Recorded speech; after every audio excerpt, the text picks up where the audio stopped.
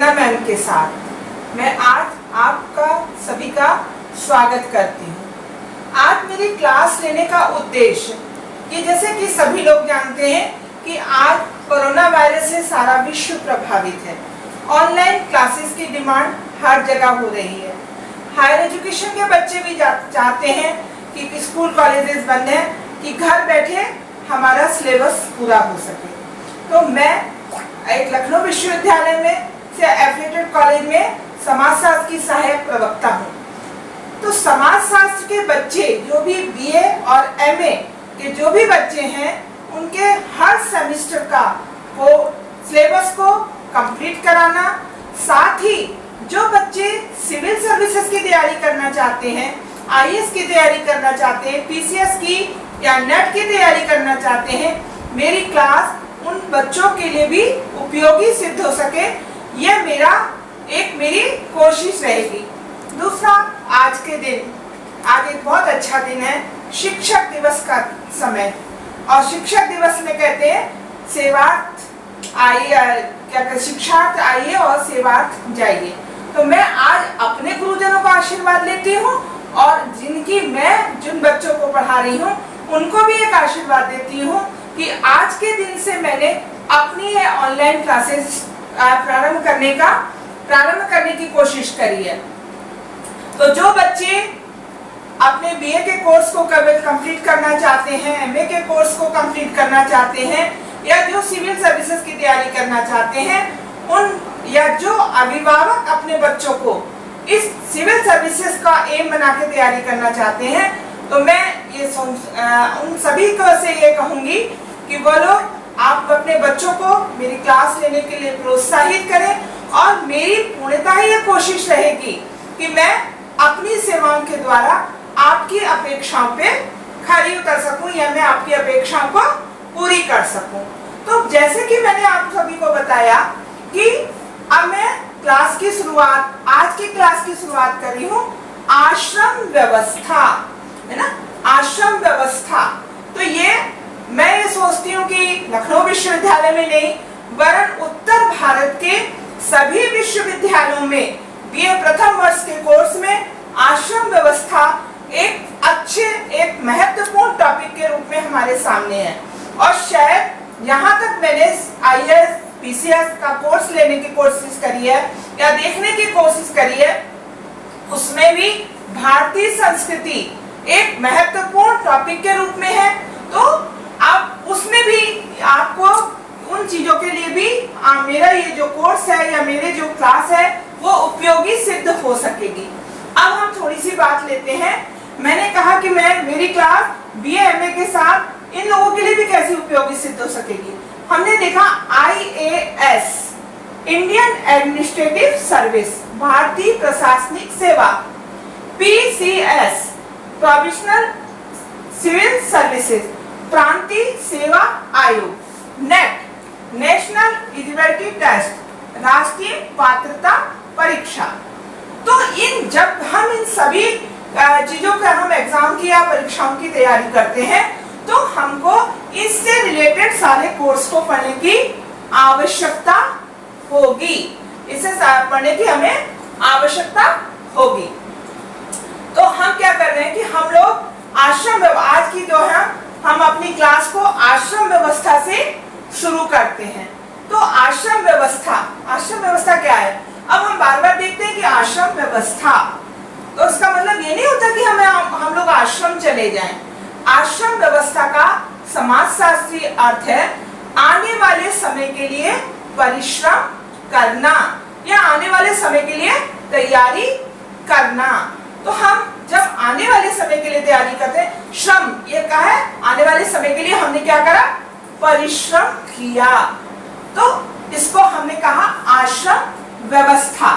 तो हमने आज भी देखा कि आश्रम व्यवस्था हमारे यहाँ जो है वेद पुराण या बहुत सारे उपनिषदों के अंतर्गत हमारी पूरी सामाजिक व्यवस्था को बताया गया है। अब बहुत सारे लोग मुझसे क्वेश्चन करेंगे, आखिर समाजशास्त्र है क्या? तो समाजशास्त्र को हम यदि मोटे अर्थों में ले तो सिर्फ क्या है? सामाजिक व्यवस्था का नाम, पूरी सामाजिक व्यवस्था का नाम। तो हम लोग परीक्षा देने की तैयारी कर रहे हैं, आईएएस की, पीसीएस की, तो इस सारी चीजों में हमें क्या करना है? हमें समाज की सेवा करनी है। और यदि समाज की सेवा करनी है तो हमको क्या करना है? इसी प्रकार के क्वेश्चन पेपर जो आईएएस पीसीएस में आएंगे, इसी प्रकार के कोर्स के साथ हमको इसकी तैयारी करनी है। तो मैं शुरुआत करती हूँ कि आश्रम व्यवस्था क्या है। तो सबसे पहले हमारे एक उपनिषद, जवाली उपनिषद, बेटा इन चीजों को आप नोट करते चलेंगे। जवाली उपनिषद में आश्रम व्यवस्था को प्रथम बार बताया गया। तो हमारी जो पूरी अवस्था होती है, जो हमारा जीवन होता है, उसको जवाली उपनिषद में 100 भागों में 100 वर्ष की आयु में को माना गया। हमारा जीवन क्या बताया गया? 100 वर्ष की आयु। आप अक्सर देखते हैं कि जब बच्चे का जन्म होता है उसको आशीर्वाद दिया जाता है, भगवान आप शतायु हो। शतायु का मतलब ईश्वर इसको 100 वर्ष का जीवन दे। अब 100 वर्ष के जीवन में हम एक अच्छे नागरिक बन सके, एक व्यवस्थित रूप से जीवन चला सके, इसी का उद्देश्य लेकर आश्रम व्यवस्था को बांटा गया। तो पहली व्यवस्था जन्म से लेकर 25 वर्ष तक की अवस्था को हमने क्या कहा बेटा? ब्रह्मचर्य आश्रम। अब हमारा ये हो गया ब्रह्मचर्य आश्रम। 25 से 50 वर्ष तक की अवस्था को दिया आश्रम व्यवस्था में गृहस्थ आश्रम का नाम। 50 से 75 वर्ष की अवस्था को दिया वानप्रस्थ आश्रम का नाम। और 75 से 100 वर्ष तक की अवस्था को दिया गया संन्यास आश्रम का नाम। अब हम एक एक चीज को एक बार अलग अलग से पढ़ने की कोशिश करते हैं, है ना। तो बोला ब्रह्मचर्य आश्रम, तो पूरे समाज ने प्रेस्क्राइब रूप से हमसे ये उम्मीद करी, या समाज से या बच्चों से ये उम्मीद करी कि जन्म से लेकर 25 वर्ष तक की अवस्था में हर व्यक्ति को विदाउट एनी टेंशन, किसी चिंता के मुक्त होकर अनुशासित रूप से और अपनी इंद्रियों पर नियंत्रण रखते हुए, किशोरा अवस्था की आतुरता पर रोक लगाते हुए, हमें जो भी कार्य अपने जीवन में करना है, हम जिस कार्य से भी अपनी आजीविका चलाना चाहते हैं, जैसे भी उस चीज के लिए हमको तैयारी करनी है, उस चीज की हमें शिक्षा प्राप्त करनी है। ठीक है, ये छोटी सी बात मैं आपको आगे वैज्ञानिक रूप से भी बताने की कोशिश करूंगी। हमें सिर्फ अपना मानसिक विकास पे ध्यान देना है, अपनी शिक्षा पे ध्यान देना है, अपने अनुशासित जीवन पे ध्यान देना है और आगामी आने वाले जीवन के लिए अपने आप को तैयार करना है। अब हम आते हैं गृहस्थ आश्रम में। जब 25 वर्ष के आसपास की अवस्था एक व्यक्ति की आती है तो समाज ने एक परमिशन दी कि अब व्यक्ति को वैवाहिक जीवन में प्रवेश कराया जाए। विवाह के द्वारा हमें पति के रूप में पत्नी और पत्नी के रूप में पति एक सहयोगी के रूप में प्राप्त हो, और जो भी कुछ हमने ब्रह्मचर्य आश्रम में, जैसे मैंने आपका आने वाले समय के लिए परिश्रम करना। अब हम अक्सर देखते हैं लोग कहते हैं 20 वर्ष 18-20 वर्ष से लेकर 60 वर्ष तक के आसपास की अवस्था के लोग एक्टिव पर्सन होते हैं जो समाज को संभालते हैं। तो हमने भी उसी अवस्था में प्रवेश कराया और इस समय व्यक्ति क्या होता है? फुल एनर्जेटिक होता है बच्चों। इतनी एनर्जी होती है कि मुझे पूरे समाज की व्यवस्था को संभालने की जिम्मेदारी दी गई। इसलिए गृहस्थ आश्रम को एक महत्वपूर्ण आश्रम के रूप में भी बताया गया। इस आश्रम में व्यक्ति से अपेक्षा की गई कि जो कुछ भी मैंने ब्रह्मचर्य आश्रम में सीखा है उसके आधार पर मैं नियमित रूप से, मैं अनुशासित रूप से या नैतिक रूप से अपनी आजीविका का अर्जन करूं, है ना, अपनी आजीविका को चलाऊं। पर हमें नैतिकता और अनुशासन का ध्यान हर जगह रखना है। यदि हम पूरी तरह तैयार हैं और हम पूरी तरह हम स्वस्थ हैं, हमने ब्रह्मचर्य आश्रम का पालन किया है, तो कोई भी बात नहीं है कि हम गृहस्थ आश्रम में पूरी एनर्जी के साथ हम अपने समाज को चला सकेंगे। इसके साथ ही गृहस्थ आश्रम में एक अपेक्षा और की गई कि समाज की निरंतरता को चलाने के लिए पति पत्नी संतान को जन्म देंगे और उनको अच्छे जीवन की ओर अग्रसर करेंगे। अब हम आते हैं वानप्रस्थ आश्रम की ओर। यदि जैसे आपने वानप्रस्थ आश्रम का काम देखा, तो वन की ओर चले जाना। तो बच्चों, ये वन की ओर चले जाना नहीं है आश्रम व्यवस्था का उद्देश्य। वन की ओर चले जाना, जिस तरह ब्रह्मचर्य आश्रम है उसी तरह अब मेरी अवस्था 50 वर्ष की हो चुकी है। मेरा शरीर धीरे धीरे शिथिल होने लगा है। तो क्या है, मुझे इस आश्रम के द्वारा अपनी जिम्मेदारियों को, ये कहा मेरे से अपेक्षा, अपनी जिम्मेदारियों को मैं अपने बच्चों को सौंपूं। अपनी जिम्मेदारियों से धीरे धीरे, मैंने कहा ना ये परीक्षा है, आने वाले समय के लिए तैयार होना है, हम उनको सौंपें और उसकी जगह अपने जीवन को एक संयमित जीवन, आप संयमित जीवन व्यतीत करें। हम धीरे धीरे अपने भोजन में भी हम कंट्रोल लगाएं, क्योंकि जब आने वाला समय धीरे धीरे हमारे शरीर को शिथिल करेगा तो बहुत सारी शारीरिक बीमारियां, मेरे शरीर में कमजोरी आएगी। तो उस शरीर को हमें अपने शारीरिक जो हमें कष्ट होता है वो कम से कम हो, इसके लिए हमें तैयारी करनी है। दूसरा कार्य वानप्रस्थ आश्रम का क्या है कि अब समाज को संगठित करना। क्योंकि मेरे पास 50 वर्ष का अनुभव है, मैं 50 वर्ष से ऊपर की अवस्था में, तो जो मेरे आने वाला जो गृहस्थ आश्रम है इसके लोग हैं, अपने अनुभवों की शिक्षा इन लोगों को देना, इस आश्रम के लोगों का सहयोग करना। अधिकतर पुराने समय में वानप्रस्थ आश्रम के लोग ही शिक्षक होते थे। जो भी कुछ मैंने सीखा उसको समाज को सिखाना और अपने आप एक संयमित जीवन व्यतीत करना, है ना, जिससे अब मैं आगे की अवस्था की ओर जा रही हूँ। तो इसको हमने कहा वानप्रस्थ आश्रम। अब हम आ गए संन्यास आश्रम में।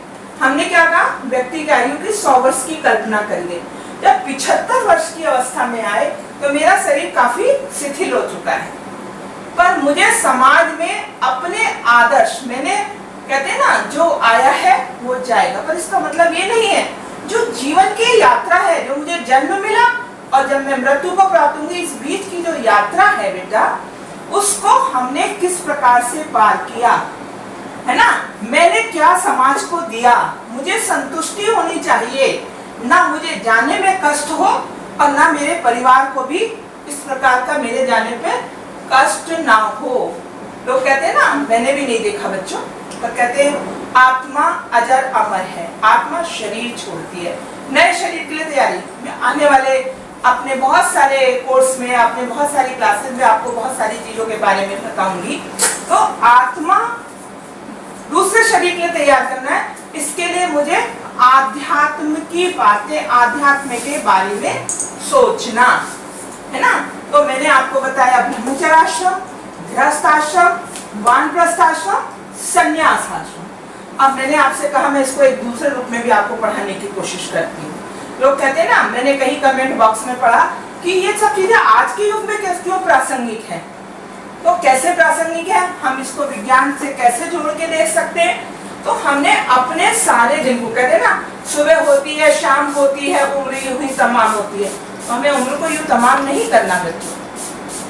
हम प्रातःकालीन सुबह का समय है, हमने इसको ब्रह्मचर्य आश्रम से जोड़ा। यदि कोई व्यक्ति सुबह के समय अच्छी तरह उठता है, योगासन करता है, एनर्जेटिक नाश्ता करता है, अच्छी तरह भोजन करता है, तो क्या होता है, मैंने सुबह के समय भगवान की पूजा करी, मैंने योगासन किया, मैंने मेडिटेशन किया, मैंने अच्छा नाश्ता किया, तो क्या हुआ, मेरा शरीर पूरे दिन काम करने के लिए तैयार हुआ। क्या हुआ, हमने ब्रह्मचर्य आश्रम में भी अपने आप को तैयार किया जीवन के लिए, है ना। लोग कहते हैं सुबह के समय राजा की तरह भोजन करो, फिर लंच ठीक तरह करो, वानप्रस्थ कम भोजन करो और रात्रि को निद्रा लो। अब हम आते हैं दोपहर का समय, हमने उसको गृहस्थ आश्रम से जोड़ने की कोशिश करी। जब मैं पूरी तरह तैयार हूँ, मेरे पास एनर्जी है, तो मैं अपने परिवार के लिए, समाज के लिए आजीविका का जो उपार्जन कर रही हूँ, जो अर्थ का दिन भर जो मैं मेहनत करूंगी, उसके लिए मुझे पूरी एनर्जी सुबह के भोजन ने, सुबह के आश्रम ने, सुबह की चीजों ने मुझको दे दी, है ना। अब हम आते हैं शाम का समय। अब हम घर पहुंच गए, मैंने अपने अनुभव अपनी पत्नी से बांटे, पत्नी ने अपने अनुभव पति से बांटे, बच्चों के साथ हमने बांटे, समाज से मिले। यदि जब हम ये सारे काम करते हैं तभी हम संगठित हो सकते हैं। मैंने अपने पति से पूछा आप कैसे हैं, पति ने पत्नी से पूछा, तो एक तरह से हमारे मन के अंदर संगठन की भावना पैदा हुई। थक चुके हैं हम सारा दिन काम करके, तो हमने केवल क्या काम करा, एक दूसरे के साथ संगठन का काम करा, समाज को संगठित करा, परिवार को संगठित करा, वानप्रस्थ आश्रम का काम। और यदि मैंने रात्रि में नींद नहीं ली तो मैं अगले दिन के लिए अपने आप को तैयार कैसे कर पाऊंगी। इसलिए संन्यास आश्रम को हमने काय से जोड़ा, रात्रि के विश्राम से। यदि हमने अच्छी तरह विश्राम किया, अच्छी तरह पूरी 7 घंटे की नींद ली, तो हम लोग अगले दिन के लिए पूरी तरह तैयार हो। हमने नींद नहीं ली तो हम अगले दिन काम नहीं कर पाएंगे। अब लोग कहते हैं आज नाइट ड्यूटी चल रही है। जब हमारा सुबेरा हो तभी से हमने इस प्रकार के काम करने शुरू कर दिए। तो बेटा ये मैंने आपको ये सब बताया। अब इस चीजों की थोड़ी थोड़ी सी चीज मैं आपको ये बताती हूँ जो क्वेश्चन आंसर आएंगे। माना इस व्यवस्था का उद्देश्य व्यक्ति का बौद्धिक विकास, बौद्धिक सामाजिक विकास के साथ अपने कर्तव्यों का समुचित बोध कराना।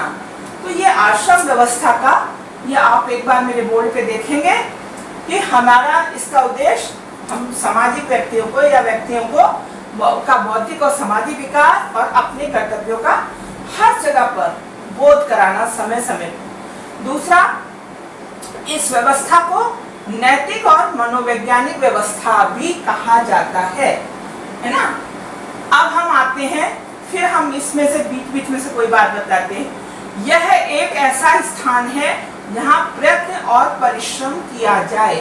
तो हमने आने वाले समय के लिए प्रयत्न किया, परिश्रम किया।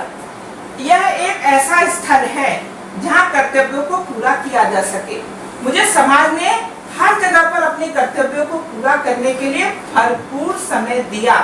अब मैं आपको इसकी एक बात और बताना चाहती हूँ। माना मुझसे कल को कह दिया जाए कि आपका कल परसों को ही एक पेपर है, तो मैं क्या होंगी, मैं डिप्रेशन में आ जाऊंगी, मैं घबरा जाऊंगी, है ना बेटा। और असफल होने के चांसेस क्या होंगे, 80% हो जाएंगे। परंतु यदि यही बात मुझसे ये कह दी जाए कि आपको 4 महीने बाद कोई परीक्षा देनी है और सारी परीक्षा के बारे में आपको बता दिया जाए, आप उसकी भरपूर तैयारी करेंगे, क्या होगा बेटा, 80% आपको अपवाद कहीं हर जगह होते हैं, पर 80% आपने क्या करा, सफल होने के चांसेस होंगे। तो हमें हर जगह पर तैयारी का पूरा अवसर दिया गया। अब हम आ जाते हैं बेटा, इतनी बातें मैंने बताई, पर मेरा उद्देश्य क्या है, हमें तो क्या करना है, मेरा उद्देश्य क्या है, अपनी परीक्षाओं की तैयारी करना है। मैंने कहा आपने सिविल सर्विसेज की परीक्षा की तैयारी करना है।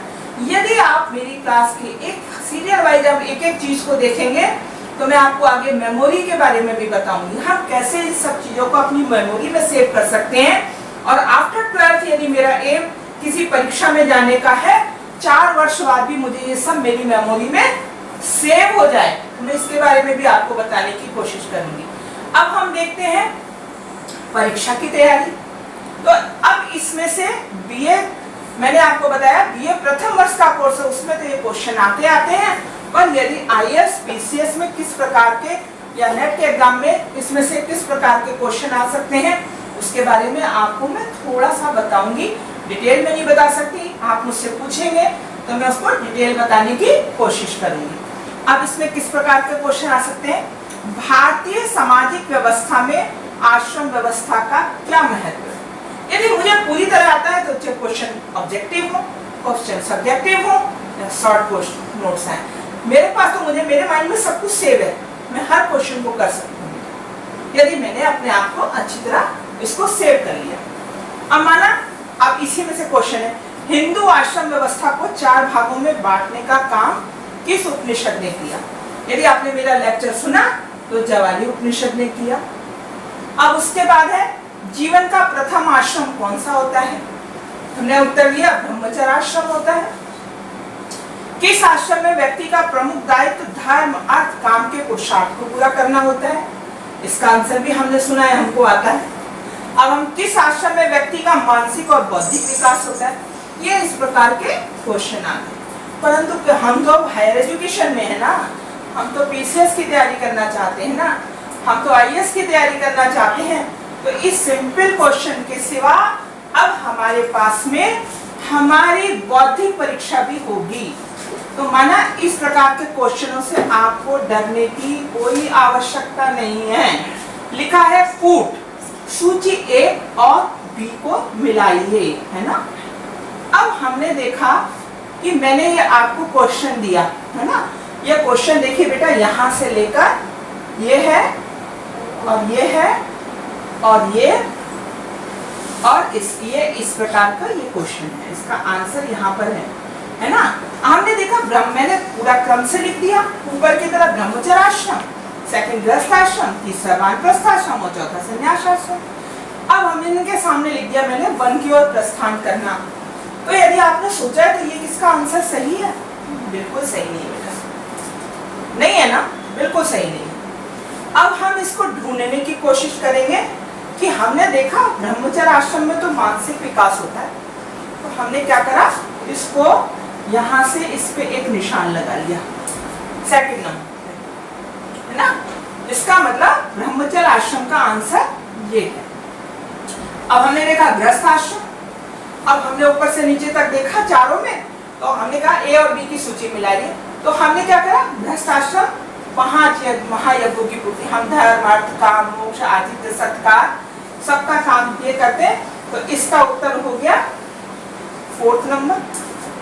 अब हम आ गए वानप्रस्थ आश्रम पे। अब हमने देखा वानप्रस्थ आश्रम का अर्थ क्या है, वन की ओर प्रस्थान कर जाना, आपने मेरे से अभी सुना। अब हमने इसका उत्तर वहां से ये लगा दिया ऐसे करके, है ना। अब आ गया संन्यास आश्रम। और संन्यास आश्रम में क्या है, मोक्ष की तैयारी, हमने इसको लगा।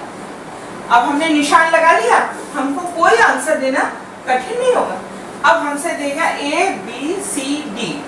अब ब्रह्मचर्य आश्रम का आंसर हमने क्या देखा, नंबर 2, सेकंड नंबर। अब ए में भी 2 है और सी में भी 2 है। पहला तो हमने देख लिया बेटा। अब हमारा दूसरा आश्रम है गृहस्थ आश्रम। गृहस्थ आश्रम का उत्तर तो 4। अब मैंने पहली वाली सूची में देखा तो नंबर 2 पे तो 1 लिखा है, इसका मतलब ये नहीं है। अब मैंने देखा 2 है और ये इसका आंसर 4 है, तो मैंने देखा 4 सही है, बिल्कुल सही है 4। अब मैंने देखा वानप्रस्थ आश्रम, वानप्रस्थ आश्रम का उत्तर तो 1 है, तो 1 किस वाली सूची में लिखा बेटा, इसमें, ये मैथमेटिक है ना, इसको लिखा। अब देखा संन्यास आश्रम का उत्तर कितना है, बोले कौन सा है, 1 2, ये तो 3 है माना। अब हमने देखा 3। अब मैंने देखा ये सीरीज जो है पूरी तरह मेरे इसमें सही बैठती है। अब मैंने फटाफट अपनी OMR शीट उठाई और उसमें लिख दिया सी में मैंने अपना पॉइंट आउट कर दिया, मेरा पूरा नंबर मिल गया बेटा। तो ये हमको, अब तो हम बड़े हो गए ना, हमें हमारा IQ लेवल भी देखना है। अब इसी प्रकार का मैं दूसरे क्वेश्चन का उदाहरण देती हूँ। नीचे कथन और कारण दिया गया है, कूट की सहायता से सही उत्तर का चयन कीजिए। कूट का मतलब अपनी बुद्धि के द्वारा समझिए क्या है। अब ए में क्या दिया गया, संन्यास आश्रम चारों आश्रमों में सबसे अधिक महत्वपूर्ण है, और आर दे दिया गया संन्यास आश्रम व्यक्ति स्वयं को मोक्ष के लिए तैयार करता है। अब उसमें क्या दिया, आंसर दिए हैं। ए में क्या लिखा है, ए और आर दोनों सही है एवं आर ए की सही व्याख्या है। अब आप परेशान, पर मैंने तो पूरा चैप्टर पढ़ा है ना, तो मुझे पता है ए और आर दोनों सही है। ए ना तो देखो संन्यास आश्रम में सबसे अधिक महत्वपूर्ण है ही नहीं है, तो ए तो मेरे हिसाब से बिल्कुल गलत हो गया। अब हम आते हैं बी, ए और आर दोनों सही है पर आर ए की सही व्याख्या है। पर मैंने देखा ए और आर तो दोनों सही है ही नहीं, इसका मतलब ये भी गलत। अब हम तीसरे पे आते हैं, ए सही है और आर गलत है। तो क्या ए सही है, सबसे महत्वपूर्ण आश्रम है, हमने क्या पढ़ा था, गृहस्थ आश्रम महत्वपूर्ण है, तो भैया ये सी भी गलत हो गया, हमने इस पे भी क्रॉस लगा दिया। अब हम आते हैं ए गलत है और आर सही है। अब मैंने फिर पढ़ा क्या, संन्यास आश्रम चारों आश्रमों में सबसे अधिक महत्वपूर्ण है, ये तो भैया गलत ही है। और दूसरा पढ़ा, संन्यास आश्रम में स्वयं को व्यक्ति मोक्ष के लिए तैयार करता है। अब हमने देखा हाँ आर सही है। डी तो पूरा सही है, तो हमने सही का निशान लगाया, अपनी OMR शीट उठाई और फौरन हमने उसको पॉइंट आउट कर दिया। तो इस प्रकार के क्वेश्चनों से डरने की आवश्यकता नहीं है। जैसा मैंने कहा कि मैं आपको इसकी भी तैयारी कराऊंगी, मैं आपको इसकी भी तैयारी कराऊंगी और मैं आपको इसकी भी तैयारी कराऊंगी, और साथ ही बीए और MA के हर सेमेस्टर की तैयारी आप लोगों को मैं कराऊंगी, है ना। तो बेटा आज का मैंने पहला दिन है, आज शिक्षक दिवस है, तो यदि आप लोगों को मेरा चैनल या मेरा ये जो कोर्स ये पढ़ाना है तो आपको पसंद आया है या आपको अच्छा लगा, तो मैं आप लोगों से उम्मीद करूंगी कि आप लोग मेरे क्लास को या मेरे चैनल को अनीता वेद एकेडमी क्लासेस को आप लाइक करें और सब्सक्राइब करें और बेल आइकन बटन को दबाएं, और साथ ही कमेंट बॉक्स के द्वारा मुझे अपने सजेशंस दें। आप क्या पढ़ना चाहते हैं, आप कौन से टॉपिक्स पे मेरे से पढ़ना चाहते हैं, ये सारे सजेशंस आप मुझको देंगे तो मैं अपने में पूरी कोशिश करूंगी कि मैं अपने काम के द्वारा या अपने क्लास के द्वारा आपकी हर समस्या का समाधान कर सकूं और आपको एक सफल जीवन के लिए, एक सफल परीक्षाओं के लिए तैयार कर सकूं। धन्यवाद बच्चों।